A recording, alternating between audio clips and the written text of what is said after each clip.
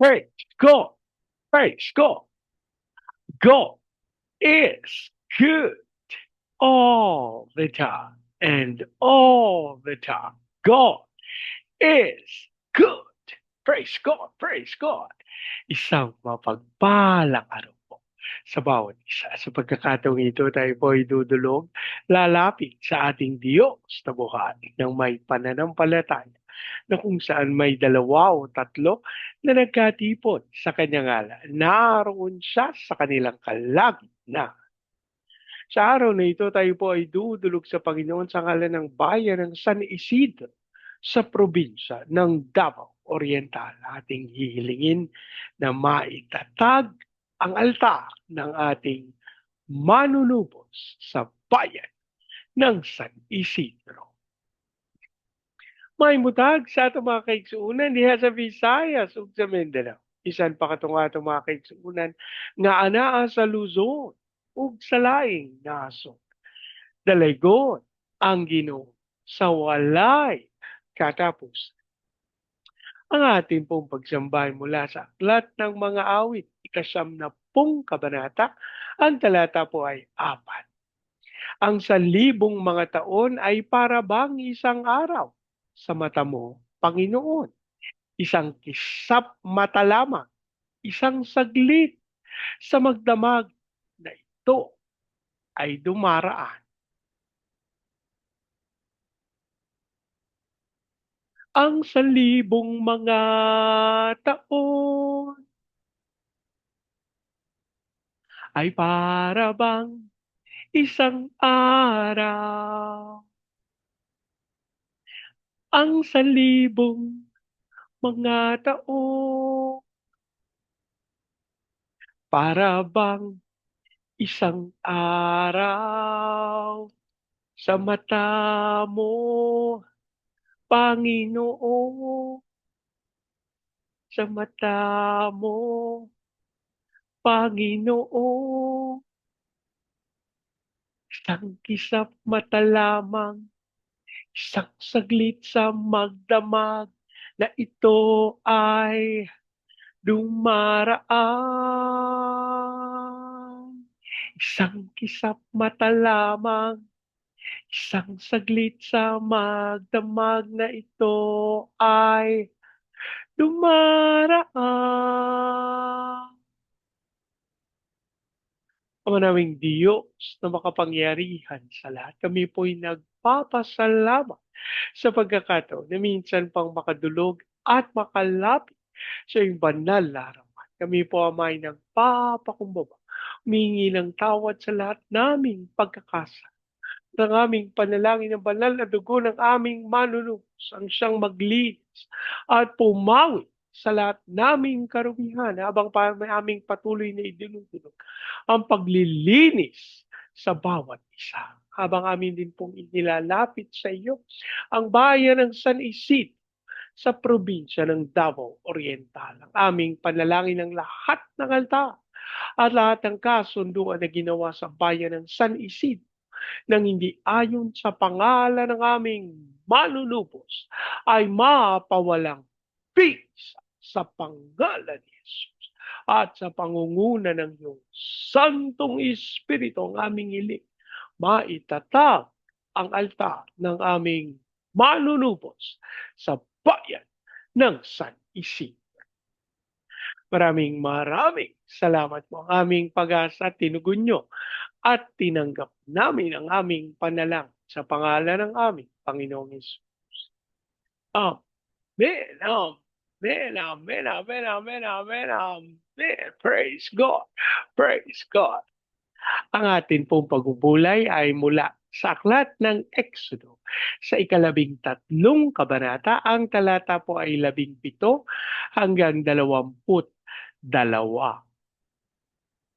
Nang payagan na ng Paraon ang mga Israelita, hindi sa daan patungong Filistia sila pinaraan ng Diyos. Kahit na iyon ang pinakamalapit. Ayaw niyang ang mga Israelita ay mapasubo agad sa labanan. Baka magbago pa sila ng isip at magbalik sa Ehipto. Kaya sila'y pinaligid niya sa ilang patungong dagat na pula. Sila'y handang-handang makipaglaban.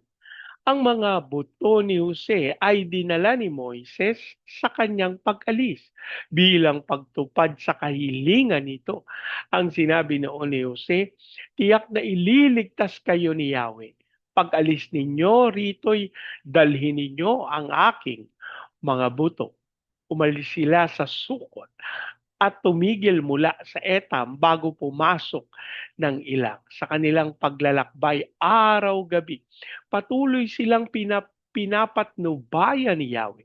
Kung araw ay sa pamamagitan ng haliging ulap at kung gabi sa pamamagitan naman ng haliging apoy na tumatanglaw sa kanila. Laging nasa unahan nila ang haliging ulap kung araw at ang haliging apoy kung gabi.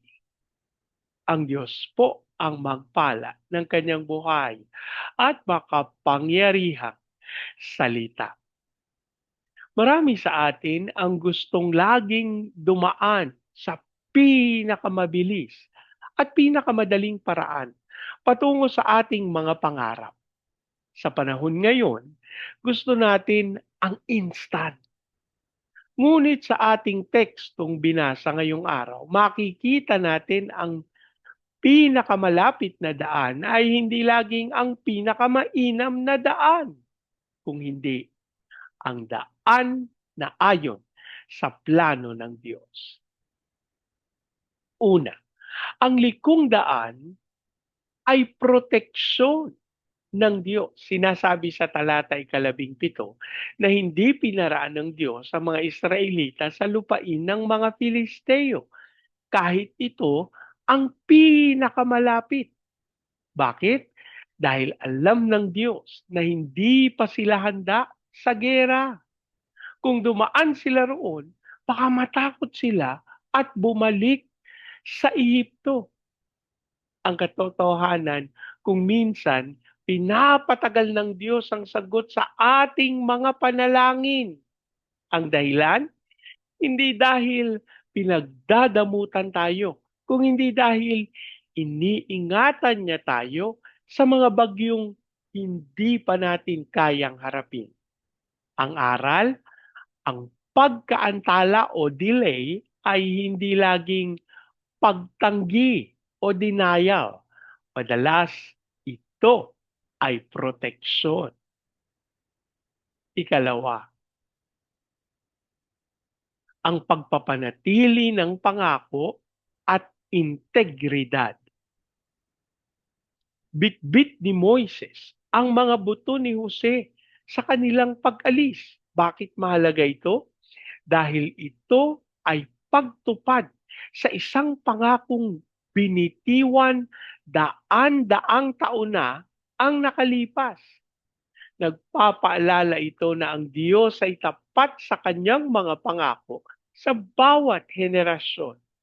Kahit magtagal na ang lumipas, hindi malilimutan ng Diyos ang kanyang salita.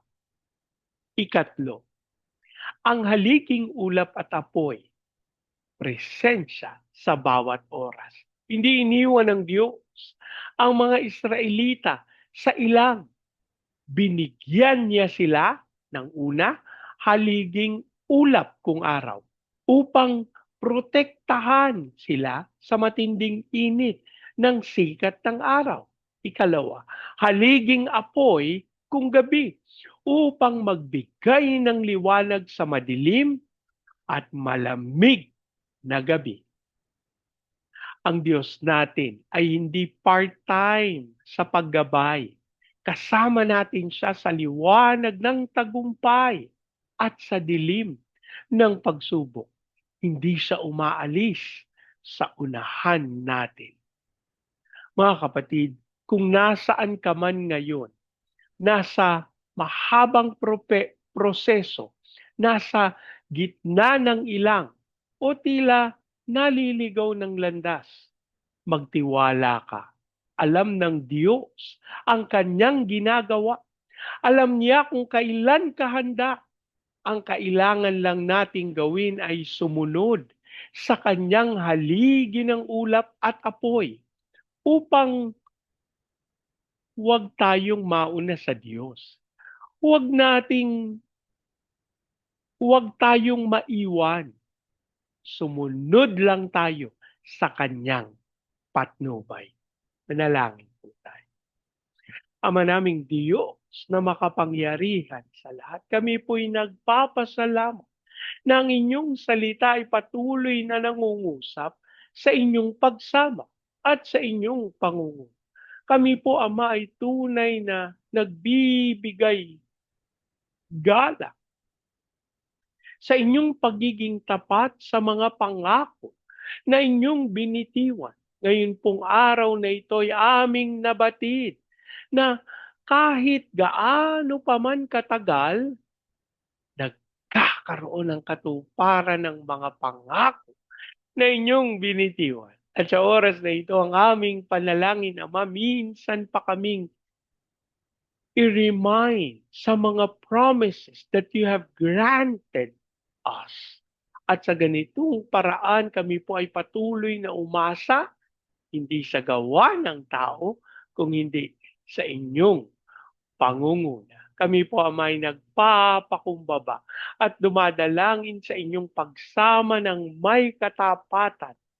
At kami po'y nananalig, tinanggap na namin ang inyong tugon sa pangalan ni Jesus. Amin din pong idinudulog sa iyo ang bayan ng San Isidro sa probinsya ng Davao Oriental. Ang aming panalangin, ang katawan ng aming Panginoong Heso Kristo sa bayan ng San Isidro ay tunay na magkaroon ng pagpapakumbaba, unawaan, pagkakaisa at pag-ibig na nagmumula sa iyo. Ipahintulot mo po, Panginoon, na tunay na maganap at maranasan ng mga taga San Isidro ang pagkatatag ng altar ng aming Panginoong Heso Kristo sa bayan ng San Isidro, maging dahilan nito ng pagdaloy ng iyong Espiritu at kapangyarihan.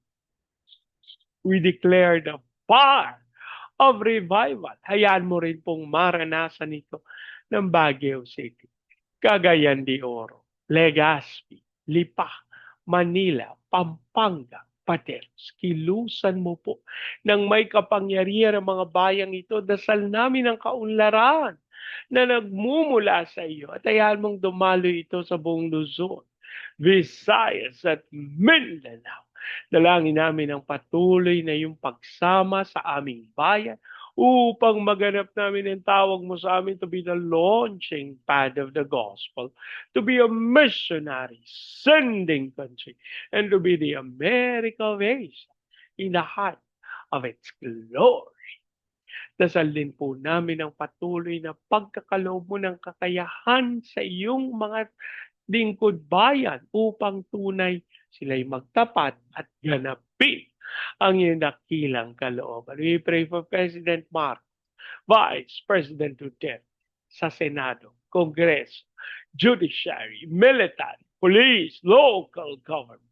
We declare the fear of the Lord na siyang tunay na maghari. Abang amin din pong idinideklara ang iyong pangunguna sa nagaganap na impeachment trial para sa aming Vice President. Ang aming hiling, Ama, ikaw po ang patuloy na gumabay at magkaloob ng karunungan sa aming mga senador. Ang aming panalangin, huwag magtagumpay ang kasinungalingan ng kaaway.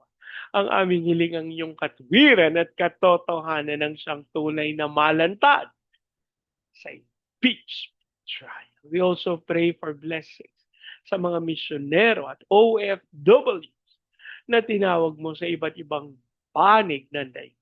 Ang aming hiling, ikaw po ang magkaloob ng lahat nilang pangangailangan at ikaw din po ang magkaloob ng tagumpay sa pangangaral ng iyong salita. As we also pray sa mga training agencies, katulad po ng Main Lifeline, Asian Center for Missions, Elijah House, Philippines, Church Renewal, Asia Pacific International Institute. Ikaw po ang magpala sa mga ministeryong ito upang magtagumpay sila sa pagganap ng dakilang kalooban. As we also pray, Lord God, sa mga bansa ng Vietnam, Cambodia, Myanmar, Laos, Thailand, Malaysia, Singapore, Indonesia, Brunei. Ilusan mo mga bansang ito, ipadala mo ang iyong Santong Espiritu para matupad nila ang dakilang kalooban mo. As we also pray sa China, sa Japan, South Korea, North Korea, Brazil, Russia, at America, we declare the fire of revival, maging sa Hong Kong, Macau, Taiwan. Lord, ang aming panalangin, ilusan mo ang mga bayang ito at magtagumpay ka sa pangalan ni Jesus. As we also declare peace over Israel. Maraming salamat po ang aming pag-asa at tinugon nyo at tinanggap namin ang aming panalangin sa pangalan ng aming Panginoong Yesus. Amen. Amen. Amen. Amen. Amen. Amen. Amen. Praise God. Praise God. Sa pagkakataong ito, yaan niyo pong salitain ko ang basbas ng Panginoon sa inyo at sa inyong sambayan. I declare the everlasting love of the Father. I declare the unending blessings of this. I declare the sweet, sweet, sweet fellowship of the Holy Spirit now and forever. I declare this new house and lot with parking, with a new vehicle, and with a flourishing business. In Jesus' name, amen, amen, amen, amen, amen, amen, amen. Praise God, praise God. Hanggang sa susunod po. Sama-sama natin ideklara, Pilipinas, God bless big time.